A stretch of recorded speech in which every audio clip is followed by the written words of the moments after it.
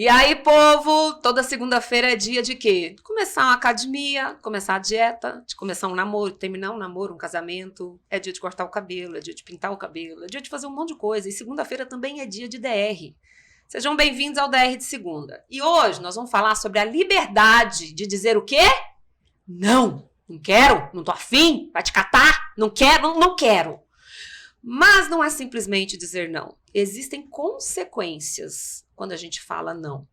E é o seguinte, eu já fiz muita coisa sem querer, eu já disse muito sim, querendo dizer não. Daí eu ficava assim, com uma preguiça, com mau humor. Sabe quando você vai num lugar que você não quer, que você fica assim, ó. E quem é? Você fica até sendo grosso com quem não merece a sua grosseria? Eu já fiz muito isso. Gente, olha, eu precisava me libertar. Comecei a dizer não para muita coisa. Outras coisas eu ainda continuo dizendo vou ver. Aí depois eu falo não. Inclusive, meus filhos vivem ficando doentes. Desculpa, meninos. É assim que a gente faz. Então, ó, eu adoro comer coisa gostosa. Aí eu depois eu comecei a ver MasterChef. Passei a cozinhar coisas pra mim, do que ficar pedindo, do que comer coisa que eu não gostava, né? Ter a liberdade de fazer o que eu gosto e gostava de fazer, mas não tinha coragem de assumir. Já passou isso pela sua cabeça? Início de ano, não sei a época que você está assistindo aí, mas e aí? Você vai dizer mais não? Vai dizer mais sim? Vai dizer mais ou menos? Mas você está entendendo qual é a consequência para você em dizer sim demais e nunca não, ou não demais e nunca sim?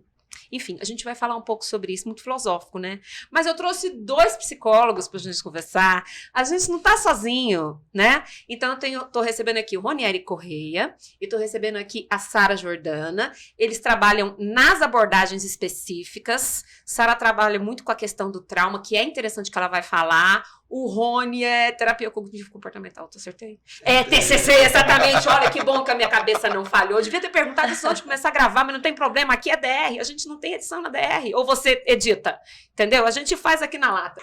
Sara, bem-vinda. Oi, TT. Oi, todo mundo. Boa tarde. Muito prazer em estar aqui com vocês, participando dessa DR. Vamos ver o que a gente vai desenrolar aqui. Falando um pouquinho de mim, né? Eu sou psicoterapeuta do trauma e uma das coisas que a gente mais precisa olhar com carinho nesse campo de trabalho é para o quanto as nossas relações nos afetam. Porque às vezes a gente pensa que o trauma é uma coisa assim que aconteceu num determinado dia, a pessoa passou por uma situação específica que gerou esse trauma. Isso é trauma, mas existem traumas que são cultivados dependendo de como a gente guia as nossas relações pela vida, especialmente as mais próximas.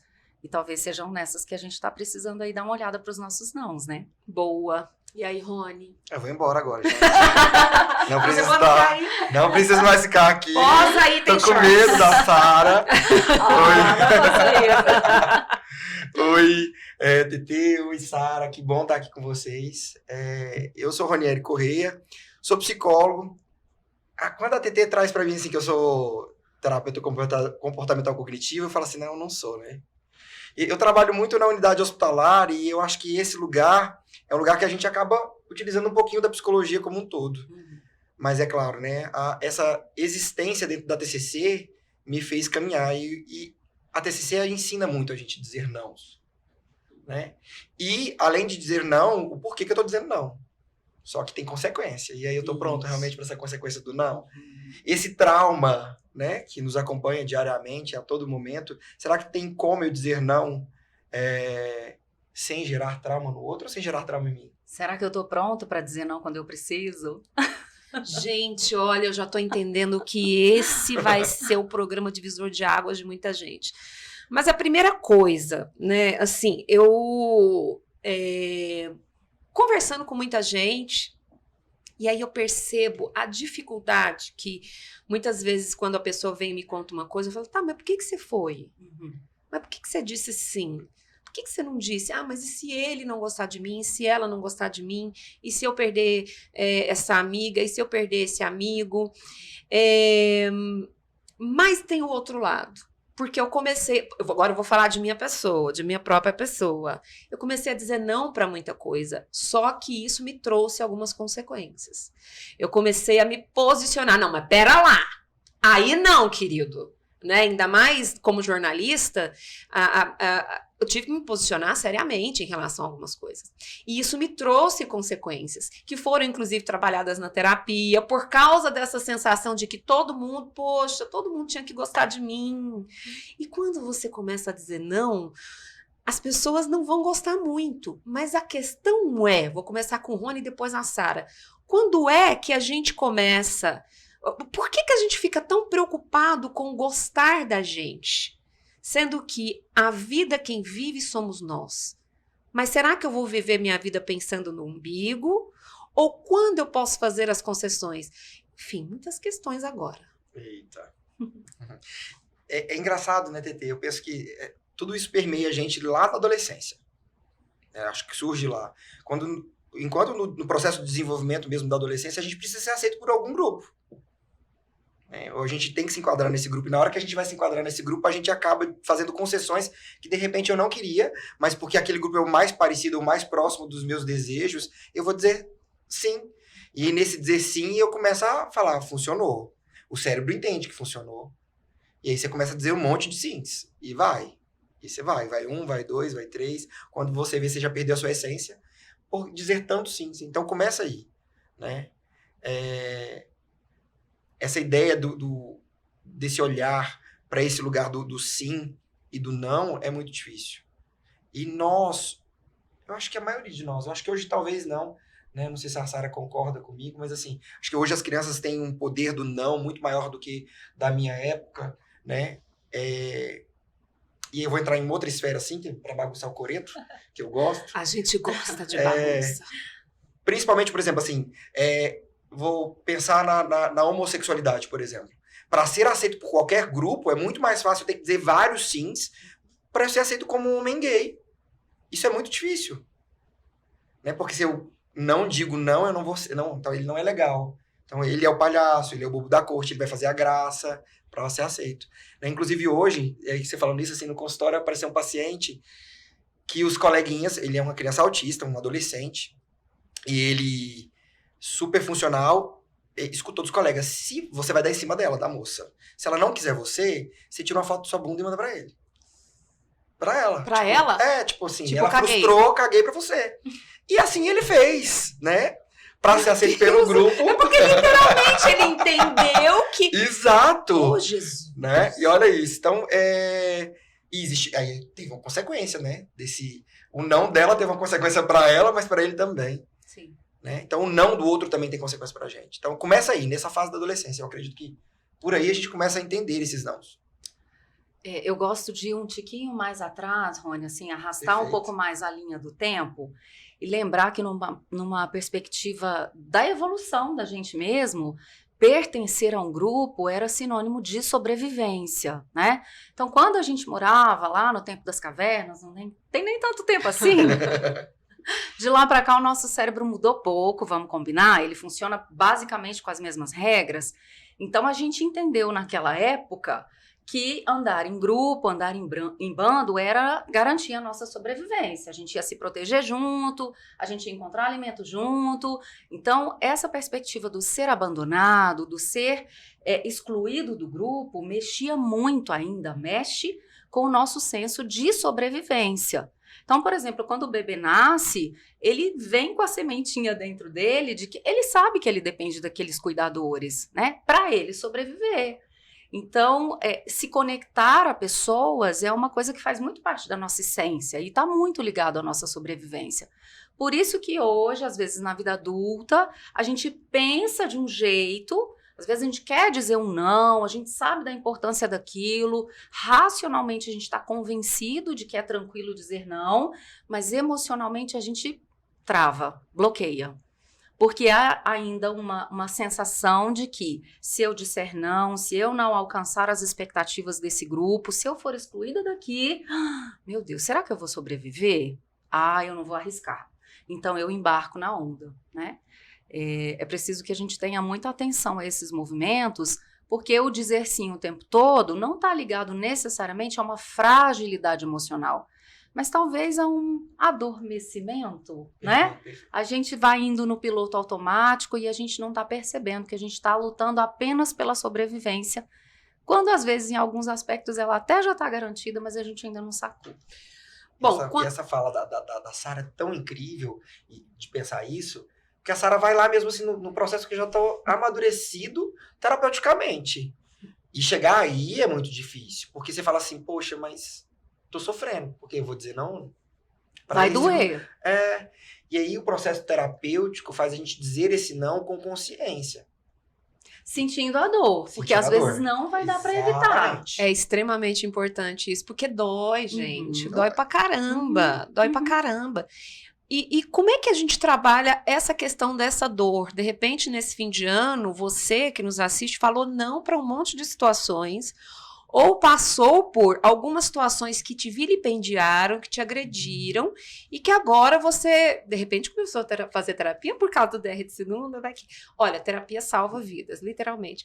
Mas a grande questão é que tá sofrendo.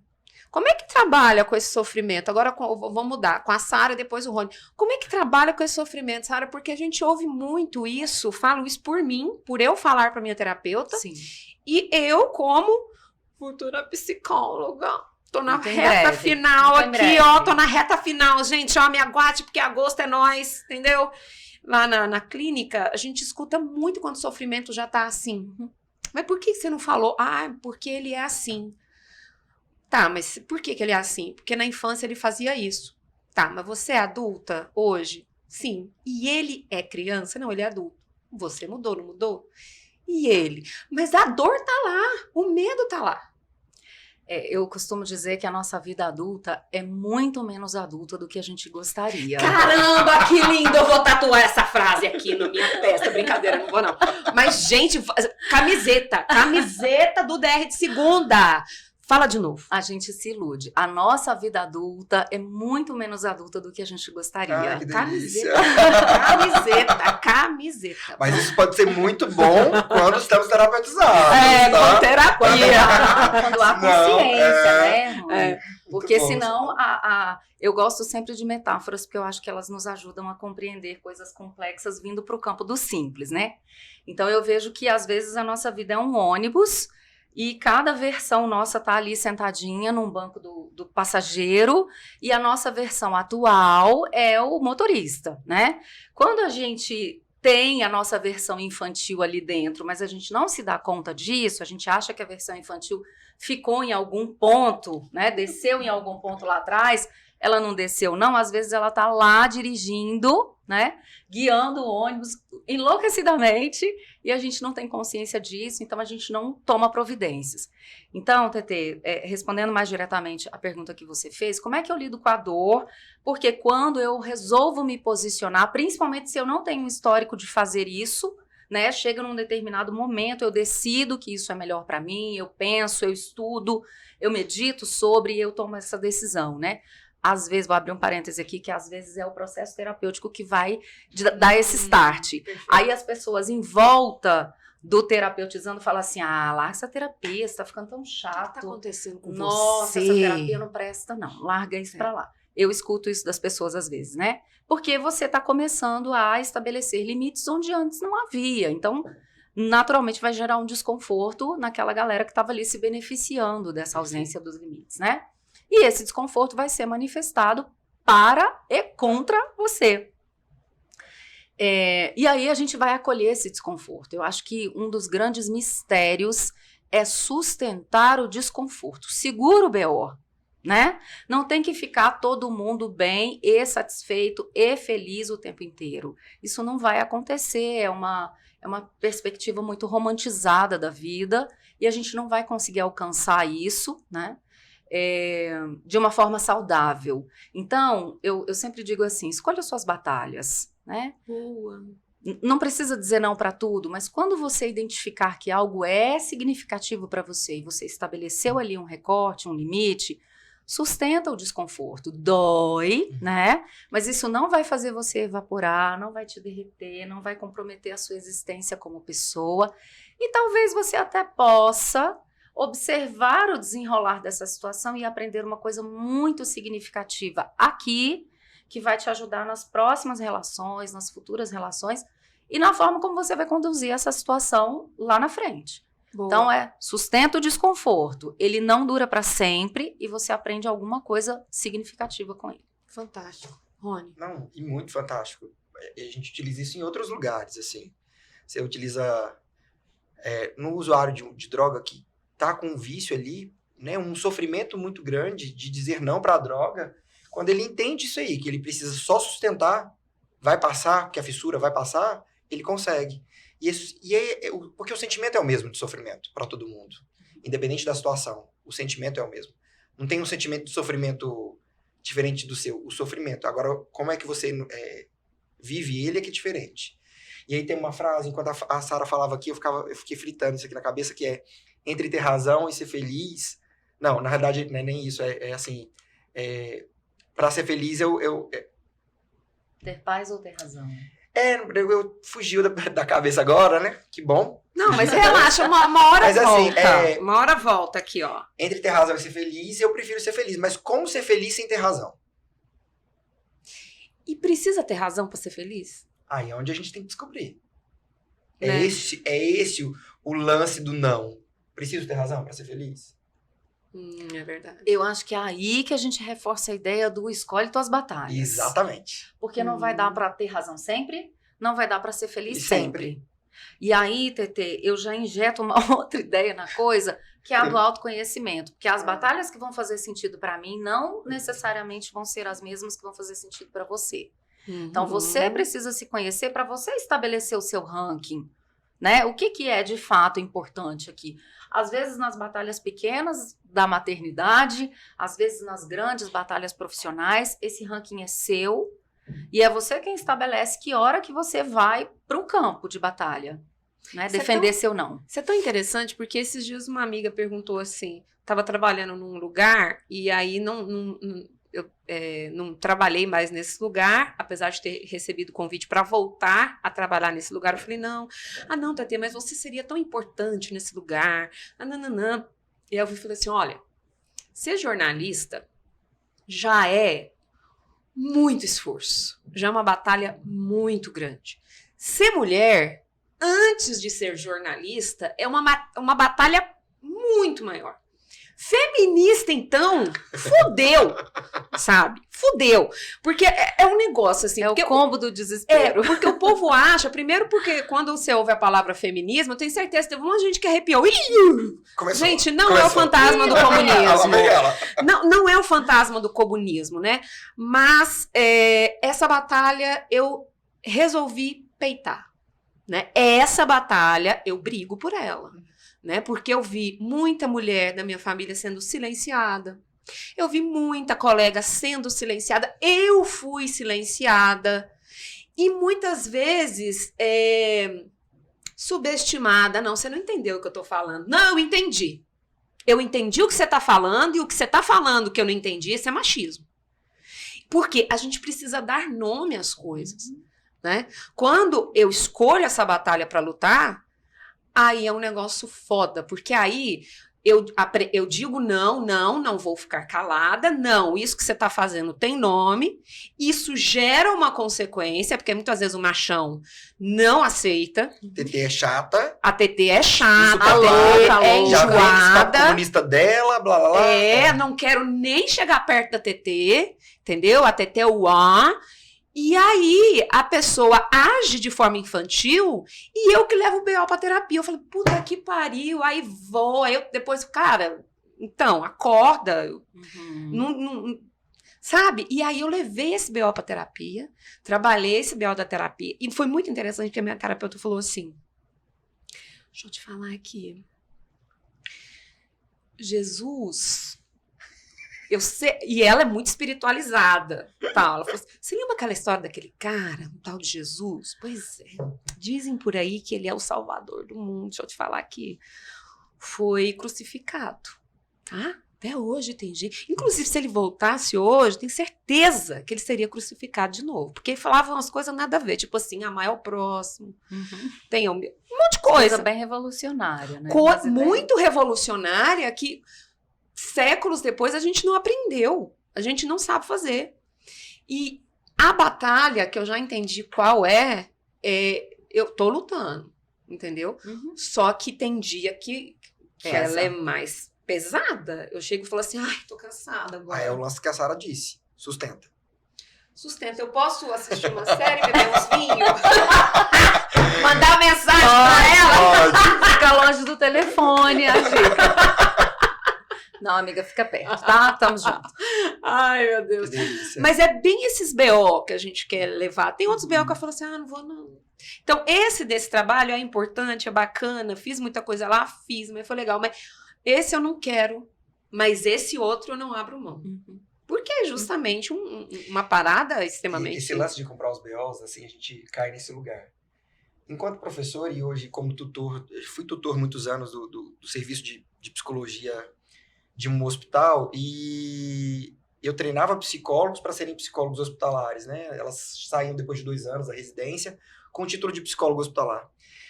E a minha dinâmica era, quando elas chegavam, eu falava assim, olha, a carinha tem que estar boa, vamos passar um batonzinho? E era uma coisa tão natural do meu coração, tipo assim, vamos melhorar isso aqui para cuidar do outro. E é um BO que eu comprava. Para cuidar do outro, eu também preciso estar bem. E quando eu falava do batom, eu não queria dizer sobre...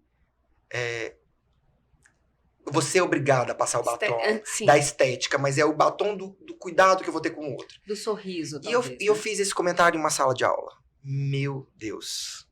Mas é um BO que eu comprei, né? Então eu tinha que dar conta de sustentar ele. De machista, escroto pro restante, eu devo ter escutado, assim, tudo mesmo, assim. Foi bem pesado pra mim, eu fiquei muito mal. Falei, gente, mas eu não sou machista, mas eu sou. Porque, né, já tenho a condição de ser homem e ter nascido em um país muito machista e que eu carrego essas raízes e que eu tenho tentado o tempo todo desconstruir, não é fácil. Ser homem, né, mesmo sendo um homem gay, eu sou muito machista. Eu olho e falo assim, meu Deus, eu não acredito que eu fiz isso, né? Eu tenho que ficar desconstruindo. Mas esse BO de tentar ficar mais próximo do feminismo, né? De tentar, eu sei que eu nunca vou conseguir comprar essa briga, mas é uma coisa que eu tento chegar mais próximo, e de me desconstruir, esses nãos que eu tenho que dizer para mim também geram consequências muito grandes. Tanto para quem me escuta, quanto também para mim, porque eu tenho que levar isso para terapia. Tá, todo mundo faz terapia aqui, tá bom, gente? Todo mundo faz terapia Como aqui. sobreviver sem, né? Senão não tem jeito. É aquele lance. Mas né? olha, só pelo fato de você falar que você tem que desconstruir, que você se esforça para desconstruir, você já é muito mais evoluído que muito homem hétero, branco, normativo, aquela coisa toda. E não é fácil essa desconstrução. Não é. Sabe? Então, veja bem, olha, é por isso que sou fã desta pessoa. Sabe? É isso. Não tem como, assim, na verdade, a mulher, muita gente fala que mulher é machista, na verdade, a mulher, ela reproduz o machismo. Sim. Eu né? costumo pensar, Tetê, que nós estamos no aquário, né? Somos peixes. Não tem como a gente se desvincular da água.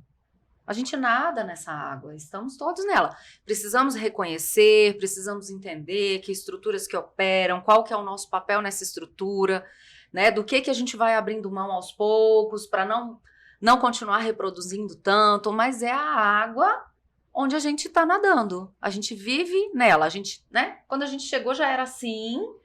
E eu não acho que tem que continuar sendo assim, só porque já era quando a gente chegou, mas a gente também não pode se iludir a ponto de achar que a gente vai estalar os dedos e vai transformar a realidade numa outra coisa, não é assim que funciona. Mas eu acho que o meu lema é manter os olhos abertos, né? Isso que você estava falando de tentar se desconstruir é muito difícil e eu particularmente acho muito cansativo. Muito. É exaustivo, porque é um trabalho ininterrupto. Você precisa estar atento, conectado com o seu comportamento, com as suas emoções, com os pensamentos que povoam a sua cabeça o tempo inteiro, porque senão a gente reproduz e nem sequer se dá conta disso, né? É tão automático mesmo assim, né? Porque às vezes você tá num grupo assim, eu tenho muitas amigas mulheres, e aí você senta ali na roda, e aí passa uma moça com uma saia micro. Elas produzem o conceito. Aí, imediatamente, eu também estou produzindo. Aí eu volto para mim, porque é isso. Eu me desgasto, porque eu tenho que ficar assim. Eu tenho que cuidar do meu pensamento, que já é povoado, e que tem dos outros que ajudam a... Sim. Aí eu olho e falo assim... Aí todo mundo fala assim, olha, tanto que ela é piriguete, também essa saia. Ei, parou, não, Oni, não. Não, você não é assim, você precisa melhorar. E aí, é um desgaste energético, a gente fica cansado. E talvez essa seja a maior consequência desse dizer não pra mim mesmo. O cansaço. O cansaço. Cansa demais, gente. Muito. Muito. Exaustivo. E tem dia que é muito isso, assim. Você fala assim, não, ó, na boa, deixa eu só virar pro cantinho e dormir. Não sei se ficar em posição fetal, mas assim, o fato é que a gente vira pro canto e dorme. E tá tudo certo. Quando você falou, Sara, sobre a questão da romantização da vida, que a vida é muito romântica, nananã, esses dias eu fui pensando muito sobre isso, né? Nem tanto agora. A Disney agora deu uma melhorada, Pixar deu uma melhorada, DreamWorks e por aí vai, aquela coisa toda. As empresas, né, de cinema, de entretenimento, têm melhorado em relação a isso. Não colocam as meninas mais como alguém que está precisando de um príncipe encantado. Eu acho isso fantástico, mas infelizmente eu fui criada nessa... Você também fomos criados nessa coisa de que vem o cara para salvar. E a menina, na verdade, ela tem toda a condição de se salvar e, estando bem, ter uma relação com uma outra menina ou com outro rapaz, aquela coisa toda, ou com vários. E salvar o boy, né? Ela se salvar e ainda salva o boy. Ainda salva o boy, entende? Então aí eu acho interessante porque quando você começa a dizer não para essa estrutura, isso causa um desvínculo, uma quebra, uma perda dessa identidade da adolescência. Uma cisão. E naquilo na adolescência, na infância, da menina brincar de boneca, da gata borralheira, da Bela Adormecida, da Branca de Neve, daquele tanto de coisa. Como é que trabalha isso? Deixa eu só embasar onde eu vou chegar. Na hora, manda ver. Tem que contextualizar. Trabalhamos com embasamento. Isso. Vamos voltar um pouquinho para o recorte do gênero, porque a gente está falando do não, do falar não, do identificar o que é necessidade sua para, né, brigar por ela, ir para o campo de batalha e tal. Mas a gente precisa lembrar que para nós mulheres isso é extremamente desafiador, porque nós somos socializadas para a docilidade. E dizer sim sempre. Isso necessariamente significa dizer sim sempre, dizer sim com o sorriso no rosto, ser aquele espectro da generosidade, do acolhimento, né? O tempo inteiro. Então, quando a gente chega na vida adulta e a gente percebe que seguir esse script não está nos favorecendo, porque se a gente ainda não percebeu isso, está na hora de abrir os olhos, porque não está nos favorecendo, a gente está adoecendo, né? Então, quando a gente entende que a gente precisa romper com essa expectativa de ser a boazinha, de ser aquela que concorda com tudo, que tá sempre muito bem, né? Eu tinha meio que essa pretensão de ser a pessoa que fica bem em qualquer situação. Gente, é muita pretensão, né? Bate aqui, gata. Não importa comigo, não. Eu seguro a onda. Aqui, ó. Vamos fazendo que eu vou ficar bem, independente do que aconteça. Óbvio que isso não vai dar certo, né?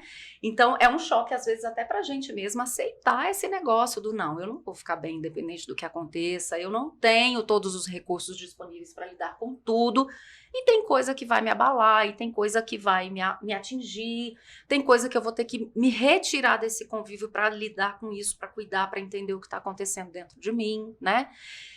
Então, essa questão que você está dizendo da mudança, do paradigma, de trazer, às vezes, essa mulher num outro papel de protagonismo, que não seja esse, da mocinha, que vai ser salva.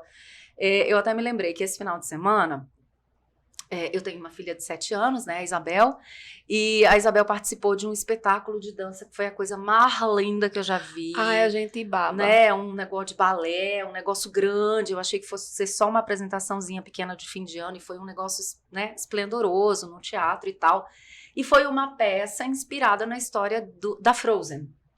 Eu assisti o desenho, imagino que, né, boa parte de nós assistiu. Ai, adoro.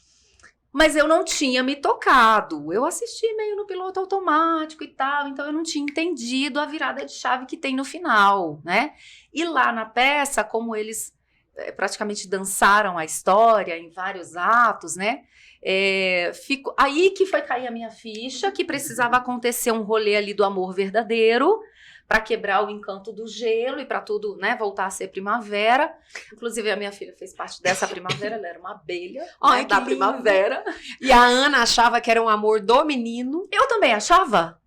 Foi ali que eu descobri que não Tadinha de era. vocês. Você tava dormindo quando você assistiu Frozen Com as 325 certeza. vezes. Com certeza. Mas não te Foi julgo não, ali- gata. A gente chega cansada. Na a gente peça dorme que eu mesmo. olhei e falei, gente, o tal do amor verdadeiro que eles passaram o filme inteiro, né? A história toda buscando, era o amor entre as irmãs. Genial essa sacada. A gente precisa começar a realmente reescrever o final dessas histórias, sejam elas, né, de conto de fadas ou não, sejam as da nossa vida cotidiana, porque esse amor é baseado nessa relação, né? Do homem com a mulher, ou enfim, uma relação afetiva no campo do romance ali, ela não vai salvar a gente de tudo nessa vida, né? Então a gente precisa esparramar esse nosso afeto em outras relações, tantas quantas forem possíveis. A história dos ovos na cesta, né? Uhum. Vamos esparramar os nossos ovinhos em várias cestas, porque aí a gente se fortalece. Uma cesta caiu e quebrou, peraí que eu tenho as outras aqui para segurar as minhas pontas. Então eu vejo sempre que a saída é essa, a saída é sempre pela via do coletivo. E especialmente nesse recorte nosso, feminino, a gente precisa se entender como parceiras nesse processo. Até para uma dar esse suporte no não da outra. Quando você contou, Rony, da menina que passou com a saia micro, tal, não sei o quê, eu tinha esse pensamento há um tempo atrás. Nossa, mas também olha a roupa. Há um tempo, bem antes de eu me tornar mãe, enfim. E aí hoje eu costumo falar o seguinte: se alguém fala, eu falo assim, cara, ela podia estar pelada aqui. E daí? Ela não pode, porque nós temos uma lei no Brasil que diz que atentado violento ao pudor, você não pode ficar pelada. Mas a grande questão é, ela tem corpo, ela se sente bem, quem sou eu para falar o que ela tem que usar ou não? Né? Então, mas eu entendo quando você se espanta, mas olha, veja só, você teve a consciência, a menina não. Ó, menina, a sua coleguinha pode usar o que ela quiser, ela só não pode ficar pelada, né? Na rua, em outro lugar. Então, agora, ela pode andar com a roupa que ela quiser, se ela tá bem com isso. Eu aprendo muito no dia a dia, né? E como professor, a gente tem essa característica de aprender muito. Você me ensinou uma coisa em uma aula que a gente acabou participando, e você traz essa história, não vou trazer aqui, que é uma história do seu filho, mas eu levei isso para minha casa, né? Eu educo a minha sobrinha. E quando você fala da Isabel, me veio a Heloísa na cabeça, assim, imediatamente. A Heloísa, minha sobrinha, tá com 5 anos. E aí tem um espetáculo, né? E eu dos mais empolgados. Ela vai fazer balé, né? Aí eu falei assim, agora você vai ser a princesa. Ela... Eu falei, o que é isso, Heloísa? Ela falou assim, princesa? Eu quero ser a bruxa. Gente, Eu não acreditava. Não, e ela acabou com o meu sonho, né? Malévola. Sim. Adoro. Né? Ela acabou com o meu sonho, porque eu que tava com a expectativa, né? Nossa, princesa. Não, e ela assim, ela quis ser a bruxa. Porque ela entendia que a bruxa era muito mais divertido do que aquele papel de esperando o príncipe. Ela não quer isso. Porque ela não quer nessa construção. Que foi um lance, você vai lembrar dessa história, que você me conta, assim, né? Vou falar. Vamos lá. Tá tudo certo. DR, pode falar. A TT conta do filho dela, ela tava educando ele e eles tinham feito um combinado do celular. E ele descumpriu. E aí ela toma o celular e ele grita com ela, né? Que eu te odeio. E ela fala... E ela nem tchum, né? E ela conta... E eu falei assim, gente, mas ele disse que eu odiava ela. Ela... Mas ele precisa ter esse sentimento, o sentimento do ódio, pra ele saber o que é amor também. E a gente fica nesse lance o tempo todo, de achar que a gente tem que ensinar só o sim, o bom. Eu tenho que ser essa mulher maravilhosa que sorri, né? Essa docilidade que você traz. E não. Eu tenho que ter esse outro lado também, porque eu preciso saber. Pra eu saber o que é amor, eu preciso saber o que é ódio. Mas aí eu vou jogar pra vocês duas, assim. Agora veio com isso, assim. Enquanto você falava, porque, assim, as meninas reclamam muito, né? As mulheres que me rodeiam reclamam muito de estar solteiras.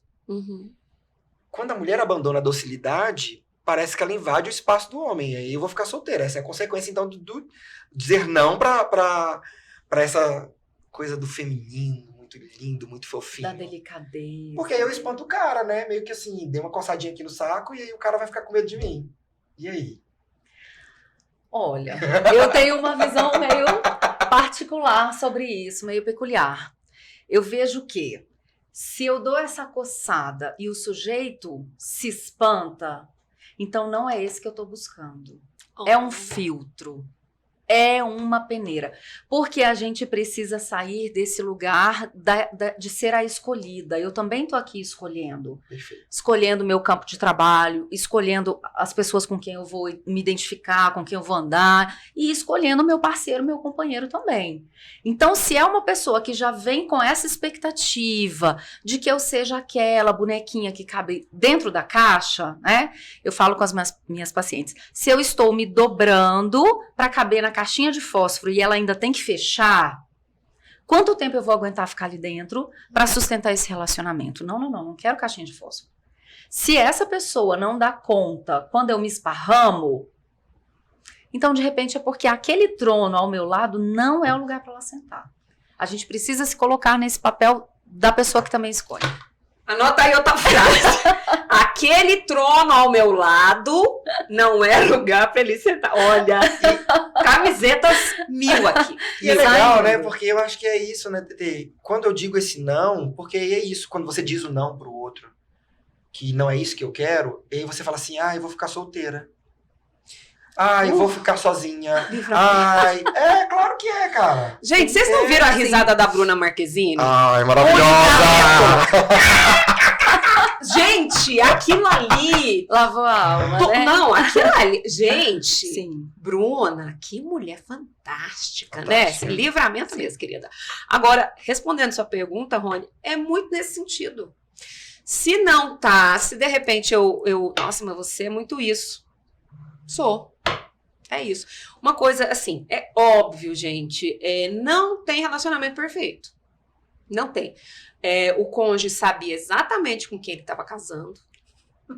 Não escondi nada dele. Ele me contou os BO também. A gente sabia todo o esquema. A gente sabe o esquema. E nos casamos. Significa que não temos problemas? Imagina, a gente tem problemas, né? Até porque já tem mais de 10 anos que a gente casou. Uhum. Então, quando a gente casou naquela época, eu já fui, sei lá quantas versões. Várias versões. E o interessante é justamente isso. Mas uma coisa que que ele me ganhou, e eu falei isso pra ele, é que uma coisa... eu adoro o Senhor dos Anéis, gente, sou super geek. E tem uma frase que a Elwin fala no Senhor dos Anéis e as Duas Torres, os livros são os melhores, mas se você tiver preguiça de ler, se bem que a gente viaja no livro, gente, é maravilhoso, mas assiste o filme. E aí o Aragorn pergunta pra ela mais ou menos assim, qual é o seu maior medo? Eles estão preparando para a guerra, ela desembanha uma espada, e aí ela mostra que ela tem treinamento e fala que lá naquele reino dela, as mulheres são treinadas para a guerra, para a luta. E aí, eu não tenho medo da morte, ela fala pro Aragorn. E aí ele pergunta, do que você tem medo? Aí ela, de uma gaiola. Uau. Cara, aquilo, então, o que mais... ele ganhou em relação a mim é que ele nunca quis me engaiolar. Nunca quis. Nem me colocar dentro da caixa. Caixinha de fósforo, então, assim, fechada, não. Nunca. Então, assim, é muito isso, sabe? E eu entendi que, por mais que eu falasse, eu ainda pensava, gente, mas será que? E geralmente, quando eu falo assim, esse fim de semana eu queria um Vale Night. Quero dar uma não sei o quê. Ele, beleza. Tudo bem, você fica com os meninos e eu vou pra roça dormir, tal, ficar lá na natureza. Fico. Né? Então, é muito isso. Você quer um Vale Night? Eu levo os meninos pra roça, eles vão brincar com a Abigail e o Milton. Beijo, te ama. Aí eles vão brincar lá e você fica em casa, fica o fim de semana inteiro lá no sofá, vendo televisão. Tá lá na caixa dele. E é isso, cara. Eu não quero que ele fique grudado em mim, não. Mulherada, a gente tem que aprender a se curtir, sabe? Beber com a gente mesma, ir no cinema com a gente mesma, ficar bêbada com a gente mesma, entendeu? Ver filme com a gente mesma, gozar com a gente mesma, entendeu? Terra de segunda, maravilhosa. Entendedoras entenderão. Pronto. Mas é esse o grande lance, porque a gente espera do outro. E assim, mas aí vem uma outra questão. Eu digo não, eu digo sim, pá, aquela coisa toda, mas especificamente não as caixas. Quando a gente fala, não, eu não quero ser encaixotada. Lembra do filme Encaixotando Helena? Sim. Filme horroroso. Sim, angustiante. Céu. Então, se você nunca viu, não veja não, tá? Se você já viu, você vai entender o que eu tô dizendo. Porque pra gente que tem esses pensamentos libertários, a gente fica com ódio, com raiva. Conto da Aya também. Handmaid's Tale, né? A gente também sente essas coisas. Ok, disse não, beleza, que é negócio todo, caixinha de fósforo, fora dela, de preferência. Eu quero saber de vocês o seguinte. Estamos educando para que isso aconteça quando os meninos ouvirem o não? Vou dizer por quê. O mais velho falou assim, porque quando eu crescer eu vou escolher fulana. Aí eu falei, mas será que ela vai te escolher? Os meninos, eu tenho 2. Eu já falei para eles que o mundo não gira ao redor deles. E a gente já conversou sobre a vantagem que eles têm em ter um pênis. Quando você nasce com pênis, você tem uma vantagem sobre a menina que nasce com uma vagina, né? Isso aí é básico. Se você ainda não entendeu isso, amor, volta umas casas aí. A gente já conversou, claro, numa linguagem pedagógica, porque um dia o meu filho falou assim, mãe, por que no final das propagandas da Barbie, nem tinha um filme ainda, coloca assim, porque você pode ser tudo o que quiser. Aí eu falei, o que você acha? A gente começou esse bate-bola, perguntando o que eles estavam achando. Será que vocês acham que os meninos estão sendo preparados para os nãos? Para dizer não e para ouvir não? Meninos. Olha, Tetê... E como preparar? Eu vejo que a gente está caminhando, talvez engatinhando nesse processo. Talvez engatinhando. Acho que a gente está rastejando ainda. Ai, tá devagar, tá devagar. Mas tá começando a conhecer com as mãos. Experimentar. Baby steps. Tá devagar, gente. Porque assim... Quem está cuidando desses meninos, quem está recebendo esses meninos, também não está muito, né, com essa estrutura muito clara na própria cabeça. Como é que a gente vai ensinar para quem está chegando uma coisa que nós ainda estamos batendo a cabeça para aprender? Então, assim, gosto de ser otimista e escolho acreditar que quem está vindo agora está vindo com uma bagagenzinha mais elaborada do que a nossa. Mas é um pensamento otimista e, assim, às vezes não é assim que vai ser na vida real, na prática, né? A gente estava falando de romantização, talvez esse meu raciocínio seja justamente romantizado. Mas, pelo menos nós estamos aqui falando disso. Olha a gente aqui, Antes não falava. Antes não falava. Antes não falava. E era nos mínimos detalhes, né? Era nas sutilezas que a gente ia reproduzindo essas coisas que nos aprisionam e que não preparam nem as meninas para dizerem os nãos e nem os meninos para receberem os nãos, né? Era uma coisa muito velada, muito embrionária ainda. Então, estamos caminhando a passos largos? Ainda não. Mas também não gosto de pensar que a gente esteja no mesmo lugar, estagnado. Sim. Tem um movimento, né? Ainda meio subaquático, né? Mas eu já vejo um movimento para que a gente consiga discutir sobre isso. E você perguntou como fazer? Aí é bater na tecla, é o martelinho ali, tem. É o diálogo, é o exemplo, é a discussão, é a gente como adulto rever a nossa conduta, rever o nosso posicionamento, mudar de ideia. Gente, não tem nada mais libertador do que mudar de ideia. Antes eu fazia assado, agora eu vi que não estava legal, preciso reajustar minha conduta. Né? Eu fazia assado porque as minhas condições me permitiam fazer aquilo, era só aquilo que eu sabia fazer, beleza. Mas e hoje, o meu contexto atual, o que ele me oferece de recursos para eu mudar a minha conduta, o meu jeito de agir, né? Você estava falando de olhar a moça com uma roupa mais curta. Antes a gente julgava mesmo e jogava um hate mental ali e ia-se embora. E nem percebia que sequer estava fazendo isso. Agora a gente já puxa o freio de mão e fala, opa, olha eu fazendo esse negócio aqui, gente, que feiura. Não é isso que eu quero fazer, não é essa pessoa que eu quero ser. Então, antes da gente pensar em jogar para as crianças o que a gente espera delas, eu acho que a gente tem que apertar os parafusos do lado de cá. Boa, Rony.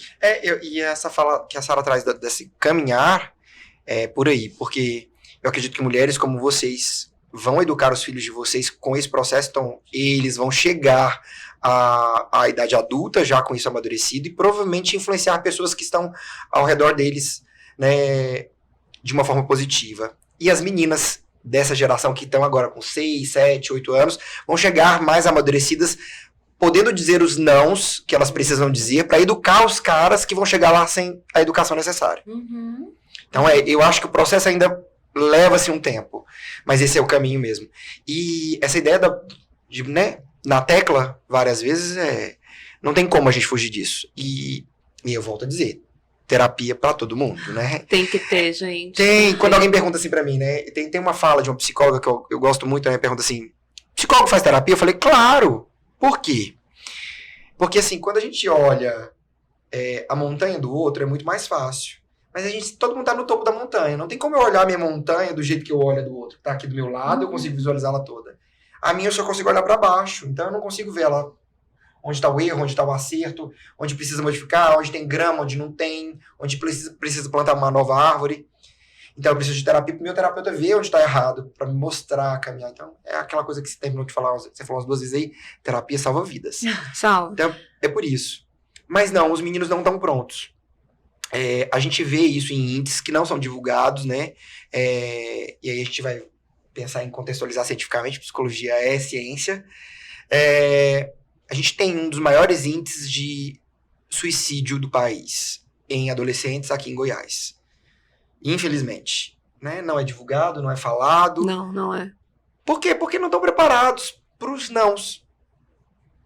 Né? Inclusive Setembro Amarelo, né? Ele começou com a história de um adolescente que recebeu um não, um menino que aparentemente estava super bem, tinha um carro massa, um adolescente uou, e término de namoro. Não Recebeu soube lidar, não. né? Exato. E exatamente porque as meninas já estão chegando nesse lugar assim. Eu falo, as mulheres são muito mais evoluídas que os homens, né? Então as mulheres chegam já nesse lugar aqui assim, não quero mais essa caixa. Não é pra mim. E aí o cara não dá conta. Ele não consegue sustentar. Porque também ele foi criado com aquela caixa, ele só sabe aquela caixa, ele não sabe outra. É o jeito que ele quer. Né? Eu lembro de paciente que chega assim, né, ô Sara, mulher não pode passar batom vermelho. Eu olhava pra ele, né, eu pensava assim, eu já mais evoluído, mas aí eu ia entender. A vida toda ele escutou isso do pai, que mulher que passa batom vermelho, vindo, né?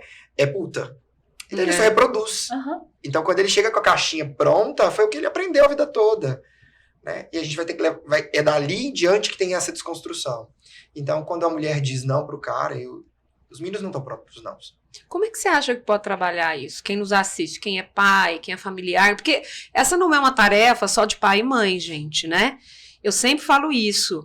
A gente, quando pensa em educação, a gente pensa em educação no sentido de aldeia, no sentido de comunidade, educando uma criança que vai se transformar num adolescente que virá a ser um adulto. Lá na clínica você deve ver muito isso, né? Se você pudesse falar para os pais dos adolescentes que já passaram ou que você lê alguma coisa nas redes sociais, como prepará-los para as decepções da vida, para os nãos que eles vão ouvir? Porque uma coisa é ouvir não do seu pai, que você não vai mexer no celular, ou da sua mãe. Outra coisa é você ouvir não de uma menina, que vai falar assim, olha, eu não gosto de você. Mas eu acho que começa aí, Tetê. A Sara trouxe esses traçados pra gente quando ela divide ali os gêneros, assim, bem bonitinho. Então, começa aí. A criança, ela precisa escutar os primeiros nãos e ter as primeiras frustrações desde a infância. Porque as frustrações, elas vão aumentar. E aí eu já aprendi lá atrás como lidar com cada um que foi passando. Então, eu preciso começar lá. Então, assim, a criança não pode ter tudo. E a má notícia para os pais e mães é que nós seremos os mensageiros desse não, que para a criança que está recebendo é o sinônimo de frustração máxima, que às vezes, e aí vem o hate deles, né? Eu odeio você. E a gente tem que suportar esse odeio, né? Às vezes eu incomodo a Isabel também com algum não, e ela se mostra muito brava, muito enraivecida, e eu falo, pode sentir raiva da mamãe. Você não pode me bater, você não pode me desrespeitar em função da raiva que você está sentindo. Mas sentir raiva, sente mesmo. Eu também fico com muita raiva quando me contrariam. Mas aí a gente sente e ela vai embora. E a gente lida com o que ficou, que é com o impedimento, né? Só que às vezes nós pais, não queremos esse hate da criança. Gente, porque dá trabalho demais. É muito cansativo ser detestado. Muito. Mas a gente precisa sustentar esse lugar, né? Aquele desconforto que a gente estava falando, que às vezes precisa ser sustentado. E se eu fizer isso, se eu interromper... Ali, ó, marquei 20 minutos para a criança jogar no celular, os 20 minutos já acabaram. Mas se eu for lá tomar, vai ser uma barulheira e ele vai reclamar. Ele vai. Mas é o combinado e a gente precisa começar entendendo que regras vão ser respeitadas, que essa raiva vai ser acolhida, ela vai ser permitida, né? Não é engole o choro, bora chorar. Vai chorar. Tô aqui contigo, bora chorar. Mas aí que tá, vou trazer um problemão aqui, que não é meu, porque, entendeu? Qualquer coisa a gente toma um chá de camomila, Isso. A gente pega lá o alecrim, tem um alecrim bem no meio da minha bancada, eu pego o alecrim e faço assim, ó. Chega aí. Faço assim, alecrim. Trabalhando a respiração, tal, e o menino tá me odiando. E aí, tipo assim, não gosto de você. Não, ok. E é bem isso. Você não pode me desrespeitar no sentido de falar que eu sou isso, que eu sou... Me vir pra cima de mim, me bater, dar chute, aquela coisa. Isso não. Nem maltratar a gata, ou as gatas, nem quebrar nada. Chora. Você sabe isso que você tá sentindo? Vai e chora. Vá pra sua cama, deita lá, chora, grita, bate no travesseiro. Sente isso. Depois a gente conversa. E aí a criança vai e tá lá esgoelando. É muito interessante. Antes eles faziam mais isso, agora não. O adolescente ele fica resmungando. Sabe? Aquela coisa. Fala, tô ouvindo? E aí, quando eles eram menorzinhos, pronto, mãe. Pronto. Eu tô calma. Isso. Vamos conversar. Aí tá bom, então vamos. Por que não sei o quê? Mas não sei o quê, não sei. Continuava, tá bom. Você quer um abraço? Aí já tinha explodido a raiva. Sim. Já tinha ficado com ódio, agora tava a questão do. Da tristeza do não, né? Triste. Tá, aí vem e abraça. Agora eu posso jogar? Não. Você não entendeu? Não mudou. Aí, às vezes, vai voltar de novo. E é esse trabalho que o povo não quer ter, gente. Não é. Ó, eu vou falar aqui. Papo curto e grosso. Se você não quer ter trabalho e educar um ser humano para dar continuidade, não tenha filhos. Beleza? Tome seu anticoncepcional, faça sua vasectomia. Homem, já tem anticoncepcional para os homens também. Eu acho que tem, com certeza. Ou tava tendo um negócio. Enfim, não tenha filhos, porque ter filho é ter trabalho, mas é um trabalho Diário. que é diário, às vezes é um saco, mas tem umas coisas maravilhosas demais. Tem porque, coisas a gente não maravilhosas. pode usar filho para isso. Eu acho É. que não deve jamais ser o objetivo da vida de alguém. Eu vou ter um filho para me curar através dele. Não. Mas que é uma consequência, né? O filho, ele nos faz revisitar muito das nossas questões, das nossas lacunas que estão em aberto. É um portal, o filho é um portal que nos leva diretamente pra gente encarar Maravilhosa, isso. né? Porque né? ela tá lá tentando apitar, então ela tá voltando lá, porque tem mãe que não vai nem chegar. Não, porque aí não dá conta. Tem aquele livro Aí eu da falo, Laura melhor Gutman, não ir, né? aquele livro da Laura Gutman, né? A maternidade, o encontro com a própria sombra. Uhum. A gente encontra com a nossa sombra, a gente não cura aquele livro. E às vezes vai ser um processo muito doloroso encarar essa sombra, encarar a criança que você foi, né? Eu falo, Tetê, que a gente usina. Muitas vezes eu vejo muitas mães fazendo isso na minha prática clínica. Elas foram crianças que não receberam o aporte emocional que elas precisavam. Não é novidade, a maior parte de nós não recebeu. Vocês não estão sabendo disso, né? A gente na melhor das hipóteses, a gente teve uma cama para dormir, um teto sobre a cabeça, na melhor das hipóteses. Uma caminha, né? Alguém para dar um remédio, Uma quando a gente fica doente. comidinha. Mas as nossas questões emocionais, elas ficaram negligenciadas na nossa infância e agora que a gente está falando disso, né? Então, eu hoje lido com uma criança que tem necessidades emocionais e que eu preciso usinar, eu preciso fabricar isso para ter o que oferecer para ela. Porque se eu for passar para a minha próxima geração só o que eu recebi, eu provavelmente vou estar reproduzindo uma série de violências, uma série de negligências, ainda que não seja essa a minha intenção, né? Então, os pais, as mães de hoje, eu vejo muitos deles, é por isso que talvez eu esteja tão otimista, né? Eu vejo muitos deles nesse empenho, nesse esforço. Eu não tive, mas eu quero aprender a fazer isso, porque hoje eu tenho entendimento do que é a necessidade emocional não atendida para uma criança e eu não quero isso para o meu filho. Então, a gente fabrica, Perfeito. né? Mas não é fácil, não é sem dor, não é sem esforço. Porque ainda tem aquela régua. Eu não posso sair do 0, que eu não tinha, e ir lá pro... Sim, como é Porque que acha esse meio porque termo, isso, né, do porque equilíbrio? porque ainda pode ela pegar e Posso. tudo que ela não teve, ela abraçar demais essa criança ficar sem nenhuma Sufoca. perspectiva Oxi. de Uhum. evolução. Além de sufocar, sobrecarrega ainda mais Sim, aquela muito. mulher, Sim. né? Ainda Demais. mais. É aquilo que a gente tem falado, nós já falamos de alguns programas aqui. Não existe perfeição. Não. Não tem isso. Vamos E sair vamos disso. para terapia para aprender a lidar com essa lacuna, esse lapso, Sim. né, que fica e que sempre vai ficar. Ficou pra gente, tá ficando pra essa galera que tá vindo, tá cada um fazendo o melhor que dá, mas não tem como atingir a pontuação máxima, né? Aproveitando esse papo de fazer terapia, a gente tá praticamente no fim do nosso time. Passa voando, assim, entendeu?